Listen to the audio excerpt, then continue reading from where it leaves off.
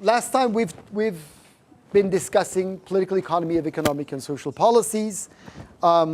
We've talked about the US system, that it was represented in general by the doctrine or the policy set or the ideology of laissez-faire, but that there were many exceptions to this system in practice, including the agricultural sector, the style of the US state in intervening into domestic markets.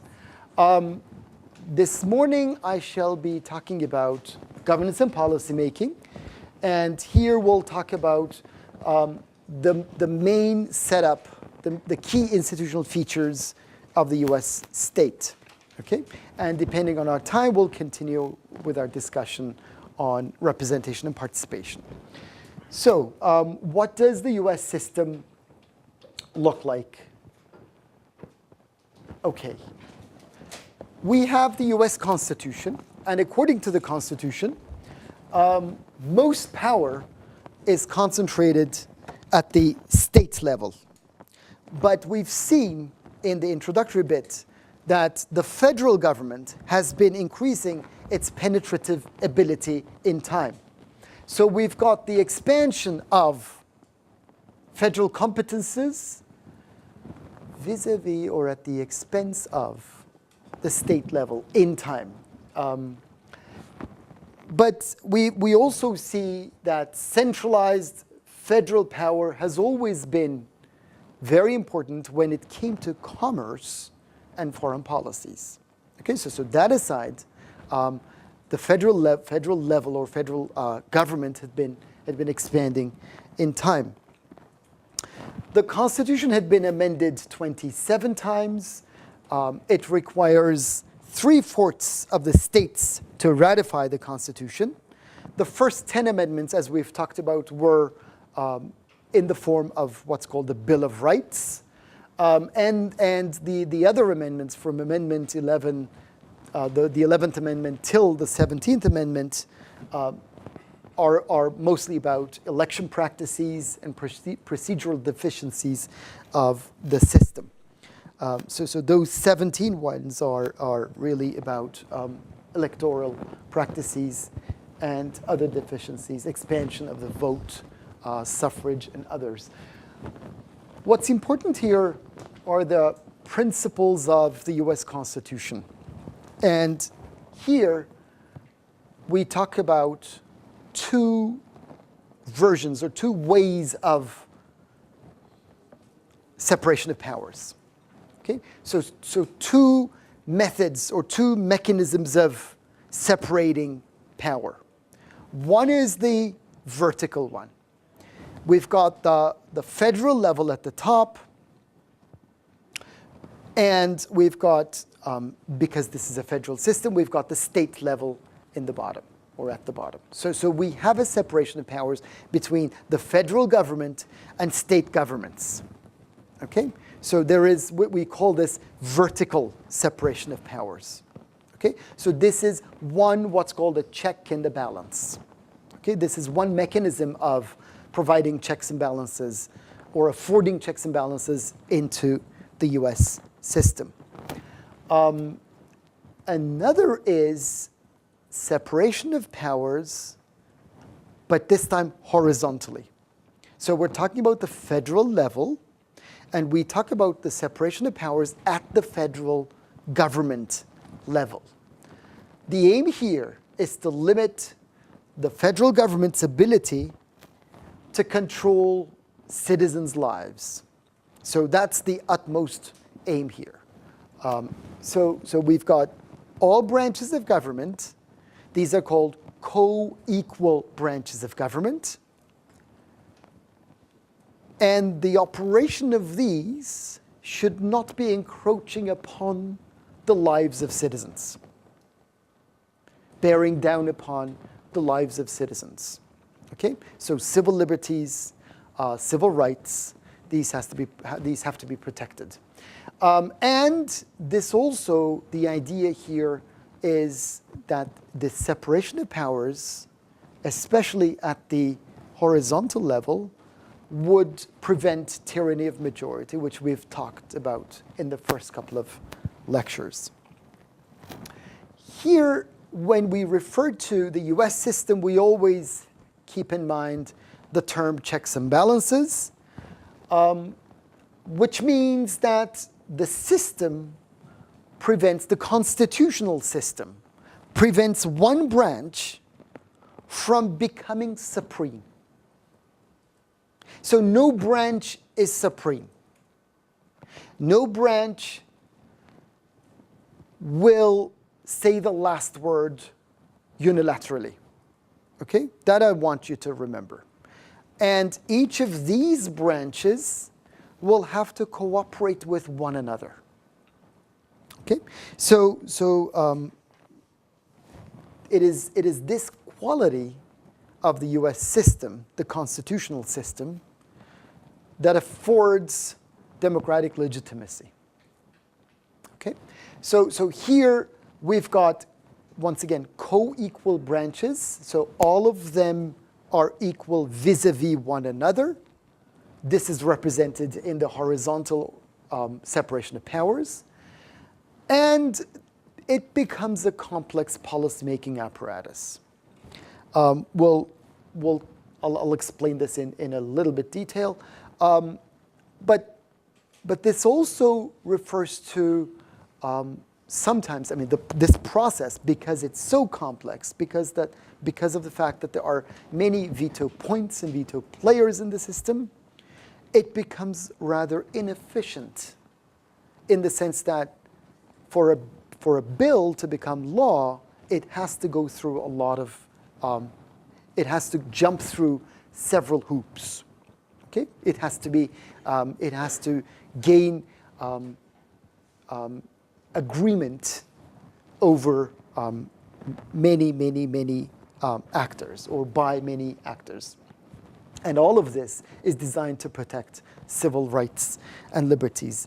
What happens is, it is the Congress, which is the legislature, which must pass law. So for a bill to become law, the Congress has to pass it. So because it's basically the legislature. The president, as the executive arm, should sign or veto the legislation, the bill. Okay? The Congress, in case of a veto, can override this veto by 2/3 majority in both of the houses.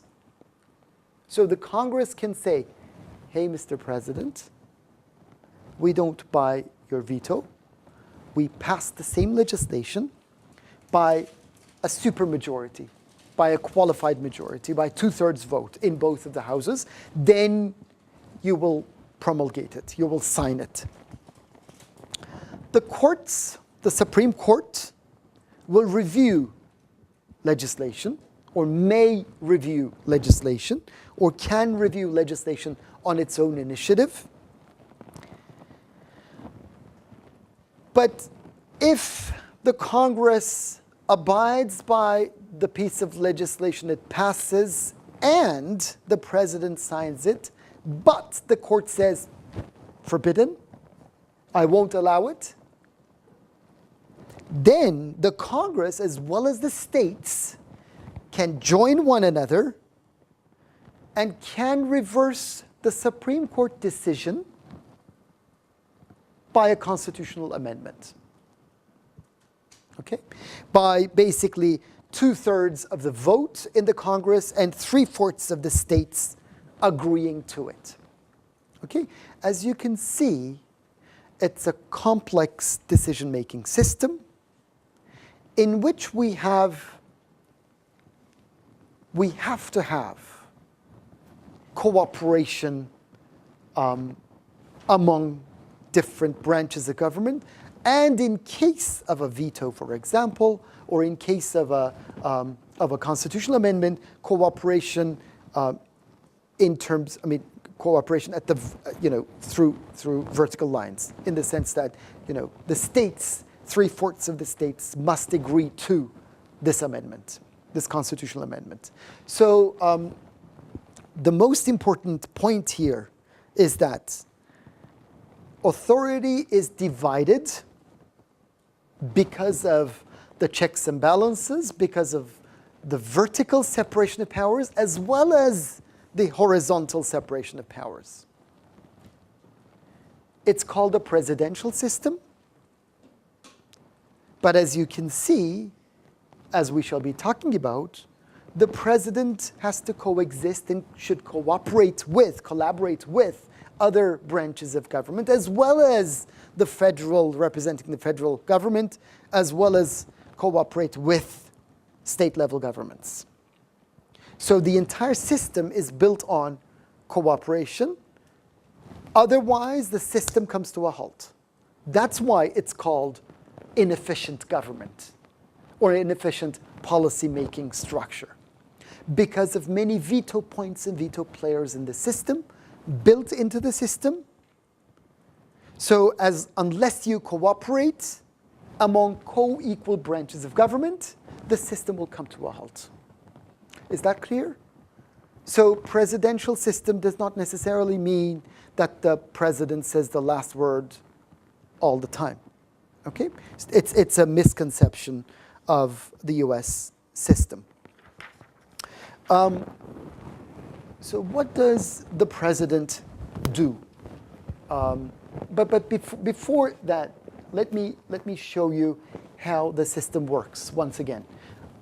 The president, representing the executive branch, we've got the president, his executives in the cabinet members, departments, and independent government agencies. That's basically the bureaucracy, okay?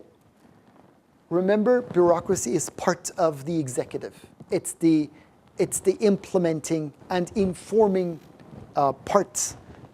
instrument of the executive.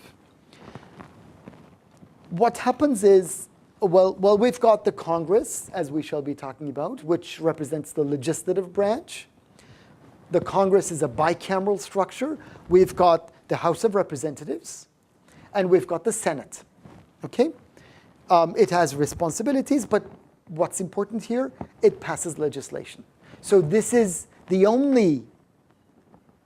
ultimate legislative organ in the system. The president, in this sense, except for the case of decrees, exceptional cases, it is the Congress which passes legislation. Okay? The courts, we've got the Supreme Court, representing judiciary, and courts of appeal, district courts, and it is there to interpret the legislation. Okay? Once again, the Supreme Court can review a piece of legislation and can nullify it, can declare it null and void. Okay, I won't allow this. So the Congress, once the legislation is there, the president can veto bills, but the Congress can override veto with 2/3, with a supermajority of votes in both of the houses. And the Congress also has impeachment power over the executive, the chief executive here, the commander-in-chief. Okay? Please. Sorry, what does Impeachment power means that the Congress can fine the president in case of treason, for example, can say, we find the president guilty of such and such crime, and we remove the president. Okay, so it's a specific process called impeachment. Yes? There are historical examples. There were votes for impeachment for President Clinton, for example, but this was never implemented because there was a conflict between the House of Representatives and the states, so it didn't work out that way. power to appoint judges. The president, as the chief executive, has the power to appoint judges. And the president has pardon power. So he can say, I forgive those crimes. The court can declare presidential acts unconstitutional, so has the power to do that. The Congress, upon the nomination of the president, may approve federal judges. And the courts, especially the Supreme Court, can declare laws unconstitutional. So you see the horizontal checks and balances in the system. Okay? So horizontal separation of powers. What this system requires is utmost collaboration, cooperation, a lot of negotiation. Okay? So as long as they all agree, in most cases at the lowest common denominator, the system will or may come to a halt. The president. Presidency, it's a presidential system according to the Constitution. The institution of presidency represents continuity in the sense that elections in every 4 years, quadrennially, in November since 1790s. So for more than 200 years, we've got presidential elections every 4 years, around, unless there is civil war, unless there is war, or unless there's extraordinary circumstances. So for over 200 years, we've been having the system in the United States. We've been having elections for presidency. There are term limits. The president enjoys office for 4 years for only 2 consecutive terms. So he may run for president next term, but for the 3rd term, he won't be or she won't be able to run for president. The election to the presidency is called an indirect election. This is through what's called the U.S. Electoral College process. Please. Which one? Two-term. After Roosevelt. It may be. I don't remember this, but I do remember that there was an amendment. When was this? We'll check. Okay. It may be the case that it was through before World War II. 19. He wasn't elected for 3 times. Yes, I think so too. Indirect election. U.S. Electoral College process. You may have watched or read about this. So it is an indirect process. U.S. voters, citizens, elect electors who pledge to vote for their party affiliation. Okay? So voters elect electors. And each state has a number of electors. And once the election is done, there may be a discrepancy between popular vote and electoral college votes. This was the case most recently, less than 2 weeks ago. Okay? Actually, 2 weeks ago. So we've got popular vote, much higher for Mrs. Clinton than for Mr. Trump.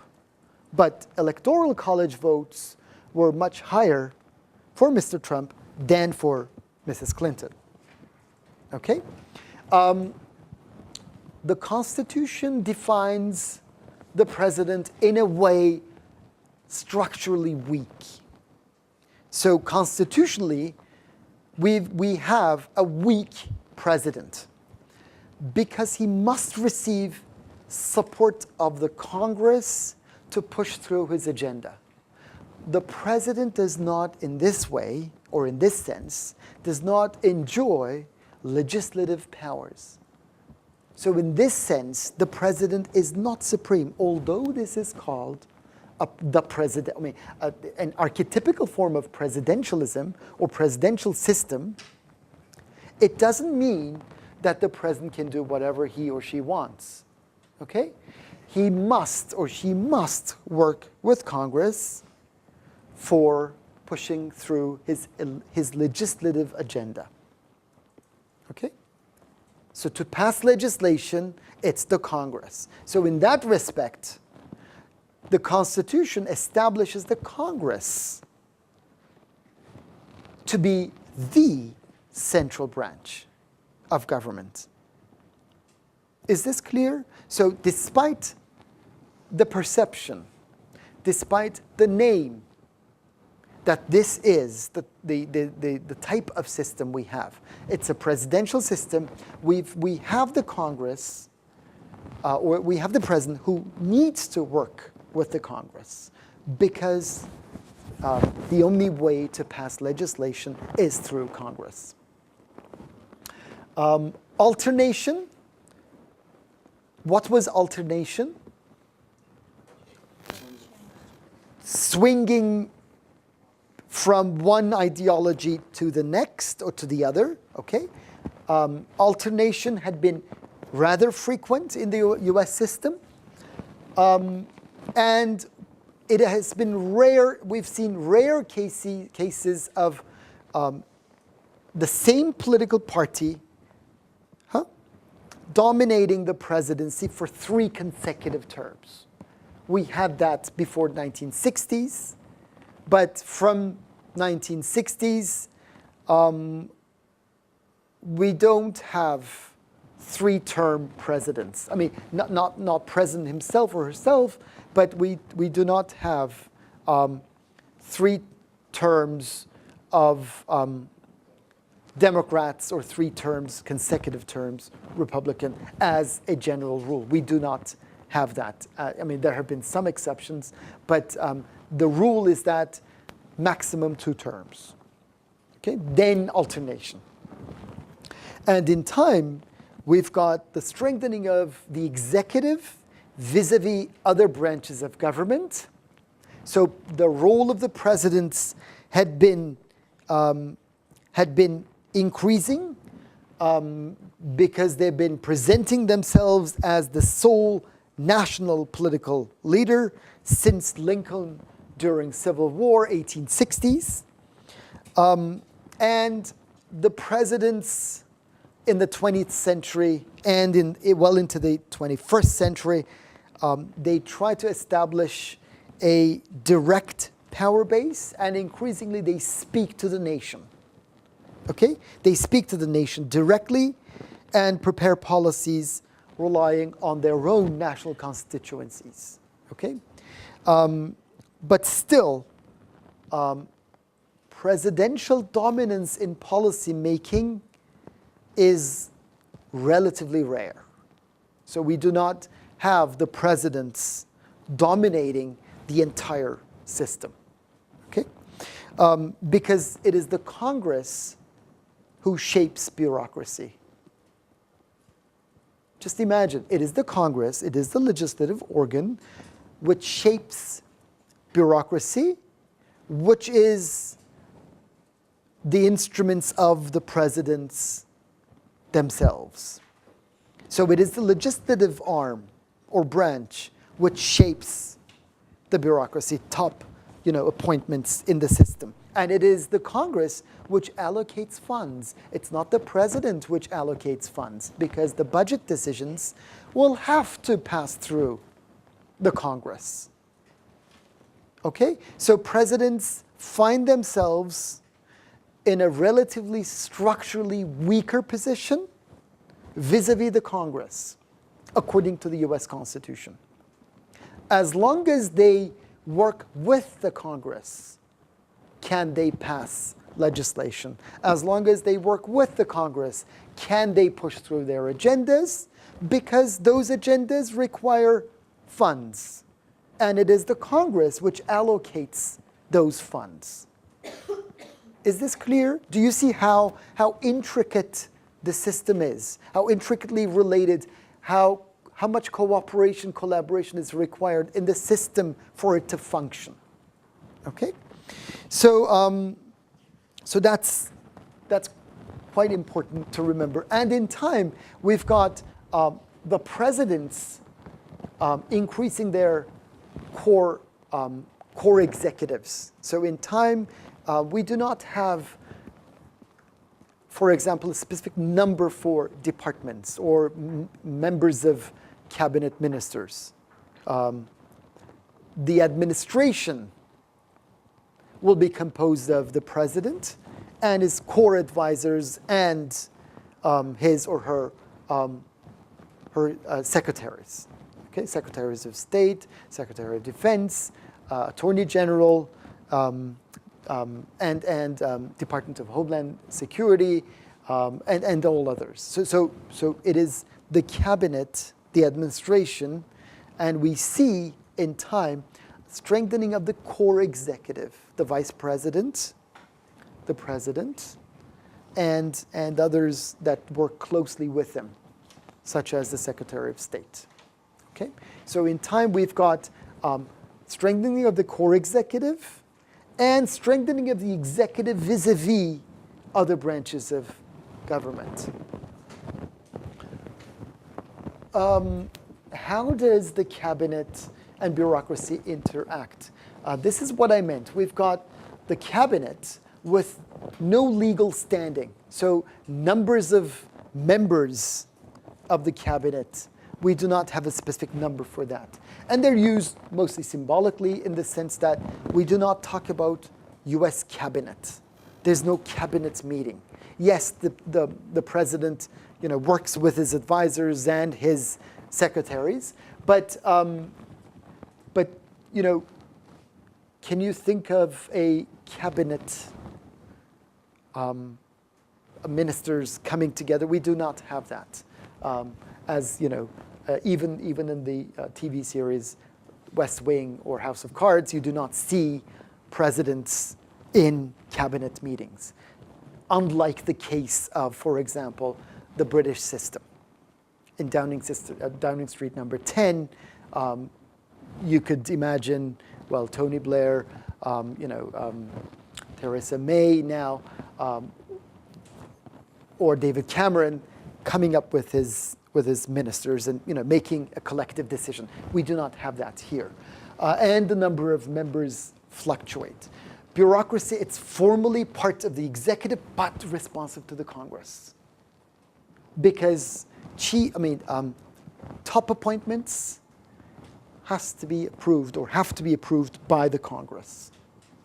So it is the Congress which shapes the president's executive arms. In that respect, they need to work with one another very carefully.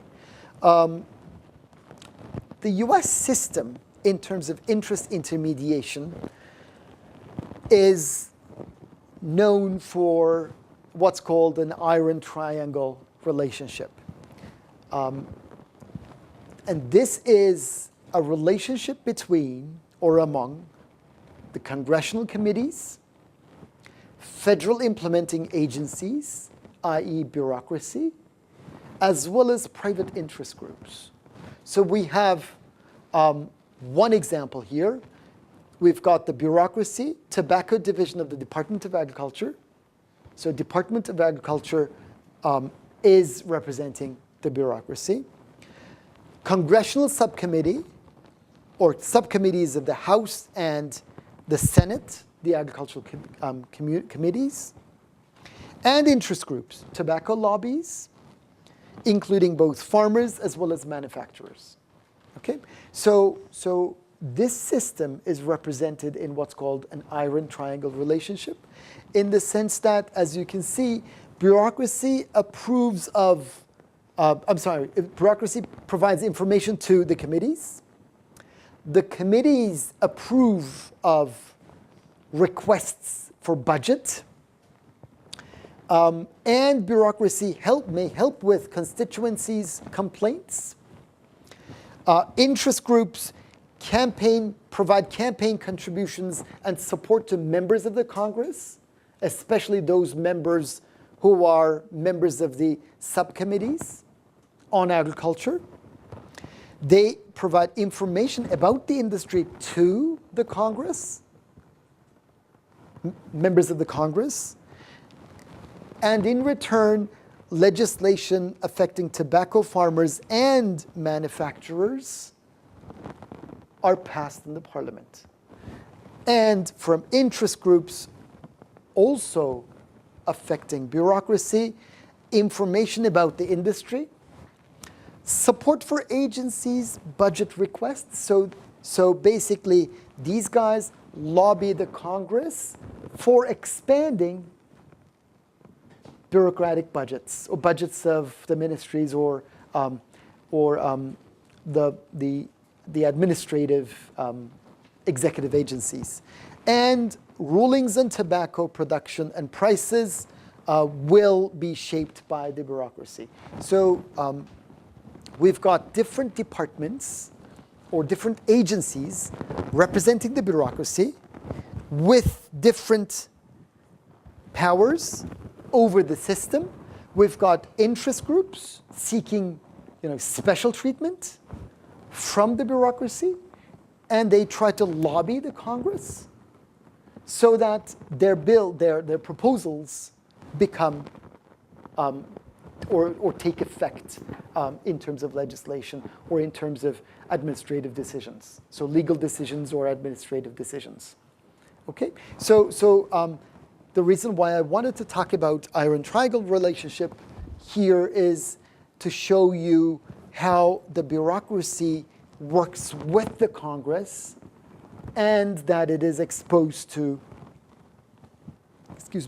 interest groups, pressure groups, which seek special treatment from the bureaucracy and which help the bureaucracy get what they need in terms of funds, in terms of staff, through the Congress. So as you can see, it is an intricately related relationship among all these segments of the policymaking apparatus. It is in this way a symbiotic relationship. Okay, so they coexist, they live together, which in some respects seen through a critical eye, in the sense that this may lead to what's called regulatory capture in time, in the sense that the bureaucracy, in addition to or as opposed to serving public interests, they may end up serving private interests. Okay, so the relationship becomes so intertwined that the bureaucracy may, their utmost rationale, their utmost aim should be serving the public interest, but they may find themselves serving special interests who are seeking to influence the policy through the iron triangle here. Okay, so this is one example of how the iron triangle works.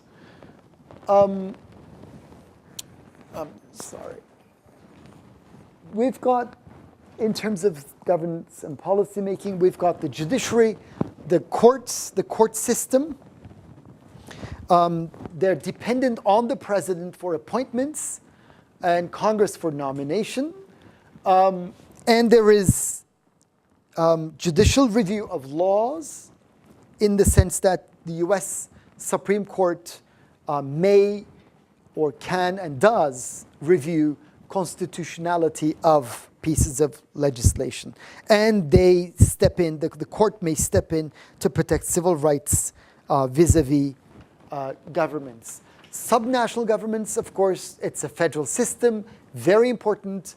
They provide services much more directly than the federal government, especially when it comes to, for example, education. Okay, so that's what's one area which is jealously guarded by, state level. In fact, even city level governments. Local governments, they provide more direct services such as fire protection, such as water, and taxes are paid to both levels, to your state as well as to the federal government.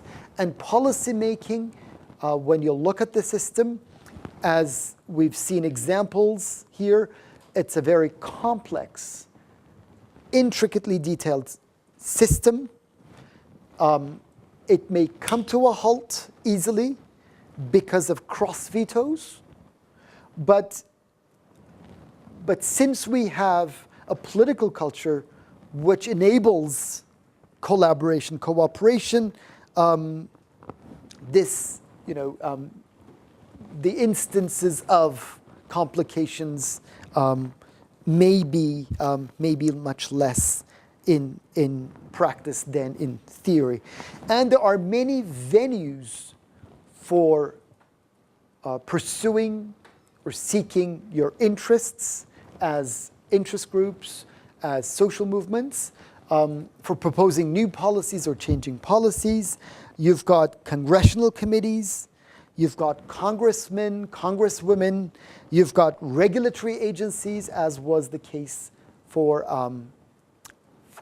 iron triangles, FDA, Food and Drug Administration, Federal Environmental Agency, National Aeronautics Board. So